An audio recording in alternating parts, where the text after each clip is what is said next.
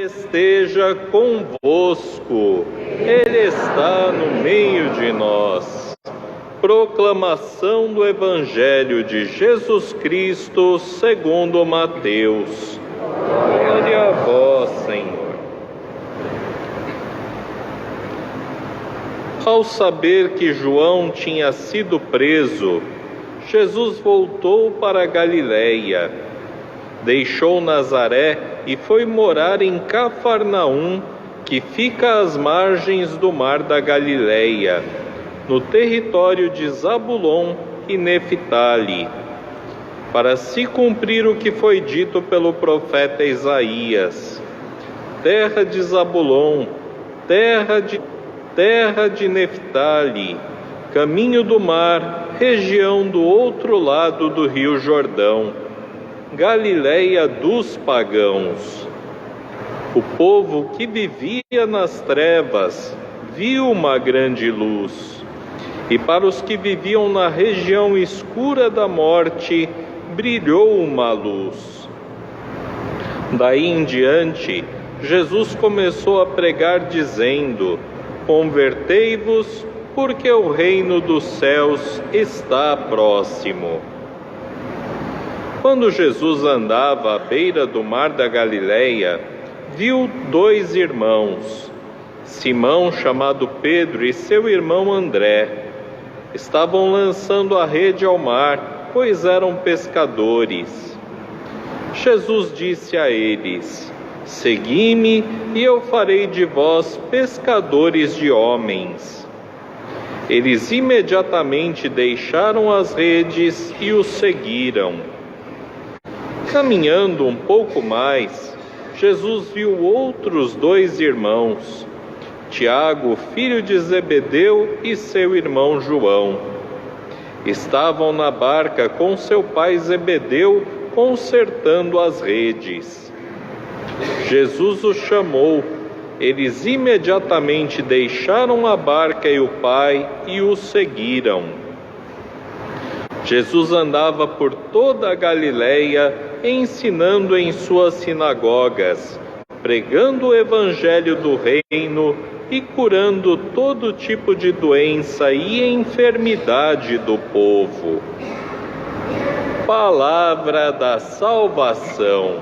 Glória a vós, Senhor.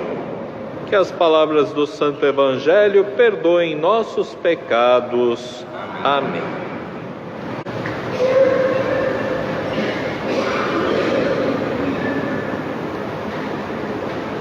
Meus queridos irmãos e irmãs, domingo da Palavra de Deus, e somos convidados sim a abrir o coração para aquilo que Deus quer nos falar. E como disse, semana passada ainda estamos no início do tempo comum. Tempo comum é tempo de refletir, sim, aquilo que celebramos nas grandes festas, trazer essa reflexão para as nossas vidas. A primeira leitura que ouvimos é novamente a leitura da missa da noite de Natal, reafirmando para nós que Cristo é a luz que veio iluminar o mundo inteiro. Ele é a luz que quer iluminar nossas vidas e a todos aqueles que estão em meio às trevas. Aqui é preciso esclarecer, é uma oportunidade de esclarecer isso. A primeira leitura, profecia de Isaías, seu cumprimento no Evangelho de hoje, nós vemos falar da região da Galiléia, que foi onde Jesus começou o seu trabalho. A Galiléia, região lá das tribos de Zabulon e Neftali, fica bem ao norte do território de Israel. Já era uma região meio esquecida pelos governantes, justamente por ser o extremo, a periferia do país. Em 732, quando Israel acaba perdendo uma guerra e são deportados para a Babilônia, O povo da Síria fez o quê? Trouxe outras pessoas de outras nações, outras culturas e outras religiões para morar naquele território, misturando outras religiões com o povo judeu. Mesmo depois de séculos, quando termina o exílio e o povo judeu pôde voltar para suas terras, aquela região continuou uma região mista, com várias raças e várias religiões. E por isso mesmo, até a época de Jesus, era uma região desprezada pelos próprios judeus, por ter essa mistura de religiões e muitas vezes abandonadas pelo próprio governo. Então era um povo que estava meio perdido, sem saber para onde ir.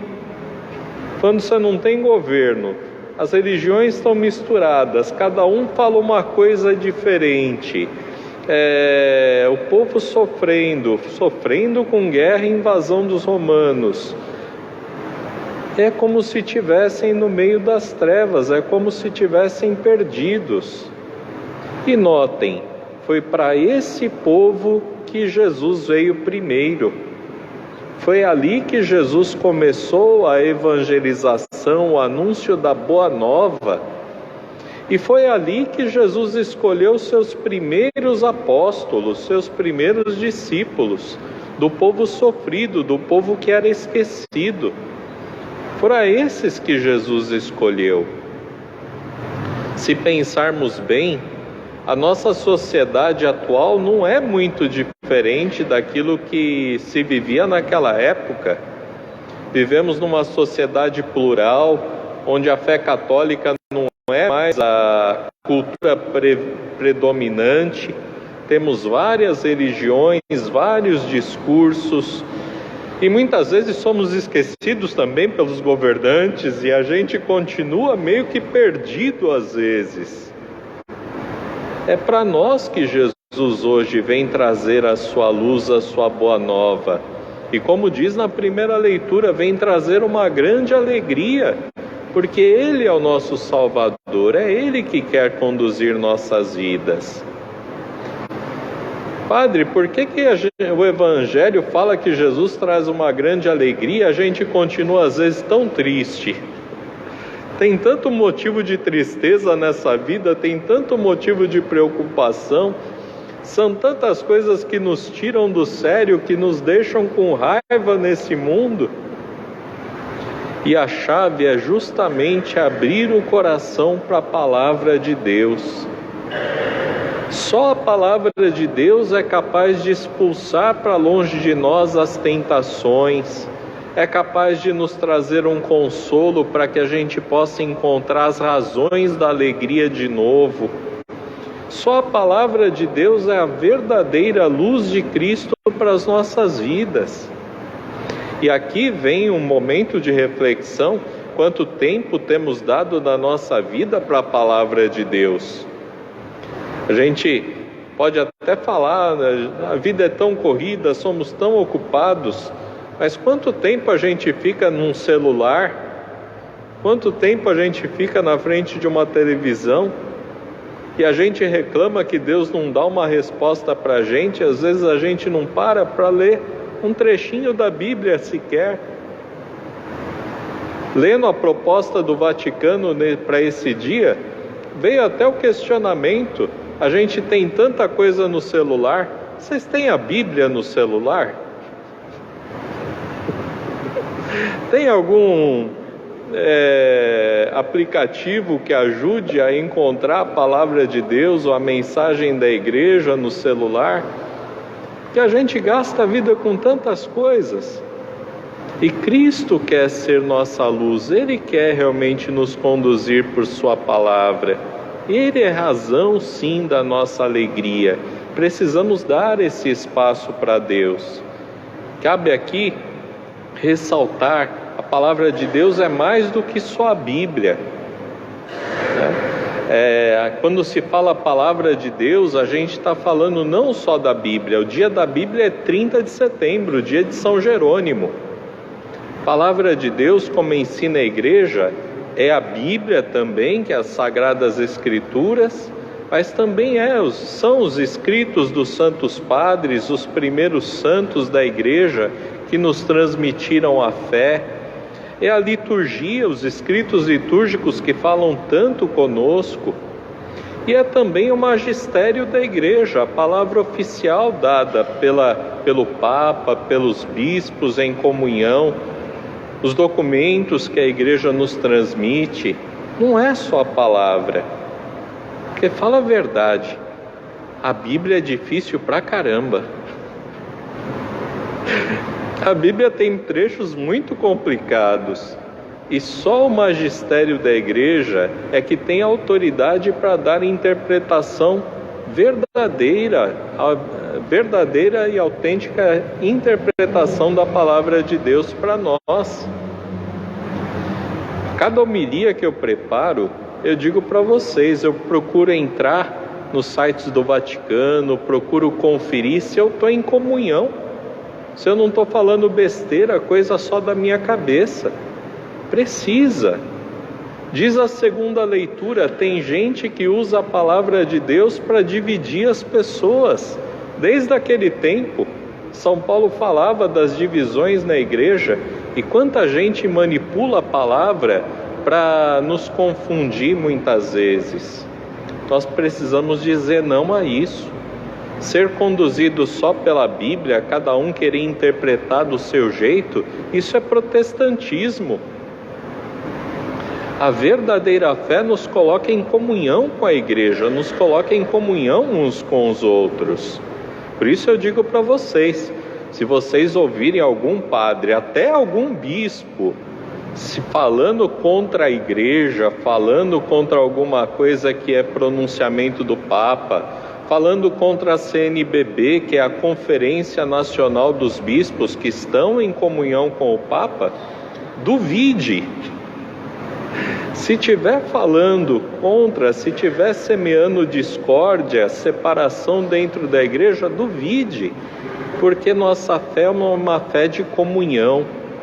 Nós professamos uma fé de uma igreja una, santa, católica e apostólica. Em primeiro lugar é una, é a comunhão na vida da igreja. Professamos também que cremos na comunhão dos santos. Não é só com os santos que estão no céu, é comunhão entre nós. Que a palavra de Deus nos ajude, sim, a encontrar esperança, alegria, que possamos encontrar na palavra de Deus as respostas que procuramos. E nessa missa, alimentados por este banquete da palavra e pelo banquete da Eucaristia, possamos sair daqui enviados por Deus, a nós também como seus discípulos missionários, para levar esperança, para levar alegria, para levar paz até os corações, até quem nos rodeia. Que essa missa possa realmente iluminar e preencher nosso coração dessa alegria que brota da palavra de Deus. Louvado seja nosso Senhor Jesus Cristo, para sempre seja louvado.